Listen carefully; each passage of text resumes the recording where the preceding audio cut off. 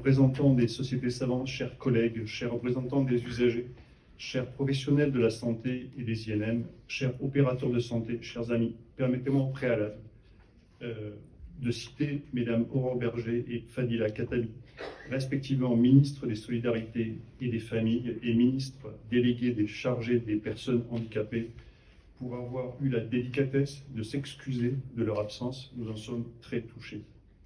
Monsieur le Président des Affaires sociales du Sénat, Monsieur le Sénateur, cher Philippe Mouillet, je mesure au nom des 1000 personnes qui ont contribué à ce travail collaboratif depuis 12 ans, pour certains dans cette salle, merci beaucoup, pour d'autres, hélas, disparus. Je pense à Jean Billard et Guy Delangue, un excellent économiste de santé de Montpellier. L'honneur que vous nous faites d'organiser cette restitution du consensus scientifique sur un sujet aux apparences simples, mais si complexe dès qu'on s'en approche. Ce lieu hautement symbolique de la République, la Chambre haute du Parlement, a donné lieu à tant de changements majeurs pour la santé des Français et des Françaises. Tant d'éminentes personnes, je pense en particulier à Simone Veil évidemment, ont fait entendre raison, et je dis bien entendre raison, là où les croyances et les traditions règnent en maître. Tant de rapports pointent les raisons épidémiologiques, démographiques, sociales, économiques, environnementales qui obligent à penser la santé autrement, vous l'avez très bien dit, Monsieur Mouillet. À la fois le vieillissement, à la fois les maladies chroniques, à la fois la vulnérabilité, à la fois la fragilité, à la fois les comportements à risque de santé. Ces raisons appellent une mutation de l'assurance maladie, née après la guerre mondiale, la Deuxième Guerre mondiale, où l'enjeu était de réparer les corps brisés par des maladies graves et des situations d'urgence, à l'assurance santé, où l'enjeu est de prévenir, de soigner et d'accompagner des personnes souffrant de problèmes de santé d'origine multifactorielle et souvent insidieuse.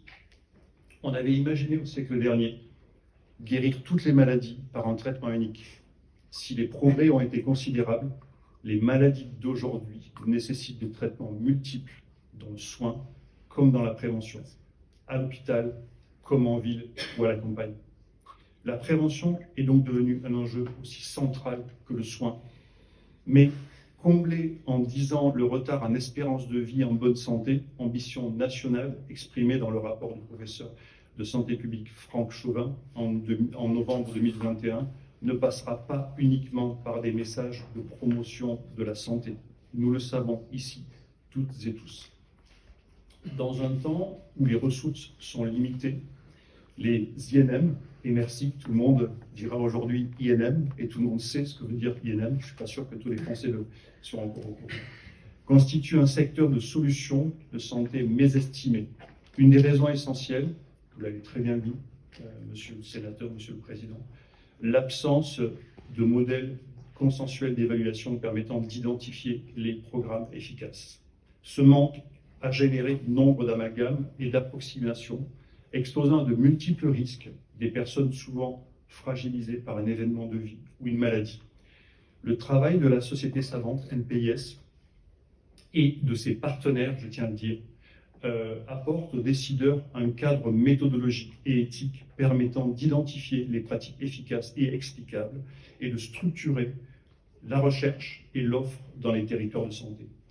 Ce cadre, nous l'avons appelé NPI Model, pour Non-Pharmacological Intervention Model, ou, et vous l'avez très bien dit, Normalized Proactive Intervention Model, donc des actions proactives. Veuillez excuser cet anglicisme, mais ce travail prendra tout son sens, non pas uniquement à un niveau national, et vous serez probablement en charge, les élus et vous, ici dans la salle, de la mise en œuvre potentiellement de ce modèle, mais surtout une évolution qui sera au niveau européen, voire plus. Les sociétés savantes ont joué un rôle essentiel de distinction entre la recherche et la science, comme aime à le rappeler le philosophe des sciences et physicien Étienne Klein. La différence est majeure. S'engager vertement dans la recherche et la science des INM, c'est certainement découvrir des pratiques réhumanisant la prévention et le soin pour une santé active et durable. C'est créer des emplois de proximité à fort impact. C'est redonner à la France le rayonnement qu'elle a connu au siècle dernier par son système de santé répondant aux besoins de l'époque. L'un de nos maîtres, professeur Henri Pujol, nous a montré la voie en œuvrant de toutes ses forces au lancement du plan cancer. Les défis du siècle qui nous attendent sont immenses, vraiment immenses. Ce cadre scientifique standardisé était attendu. L'intelligence collective, et je dis bien collective, à la fois des patients, des représentants ici de patients, des praticiens, mais aussi des chercheurs et des opérateurs de santé, nous permettent d'avoir une proposition claire, précise, qui respecte à la fois des pratiques solides, bénéfiques et sûres, mais qui respecte aussi la singularité des personnes et des territoires. Les outils numériques seront des facilitateurs de leur mise en place et de leur traçabilité. Voilà l'enjeu de la matinée. Je suis un universitaire, je préfère ne pas lire, mais je l'ai fait, monsieur le sénateur. La NPIs a réuni les personnes les plus qualifiées pour en parler ici. Merci de leur présence. Merci au docteur Pascal Morel d'animer ces échanges. Merci.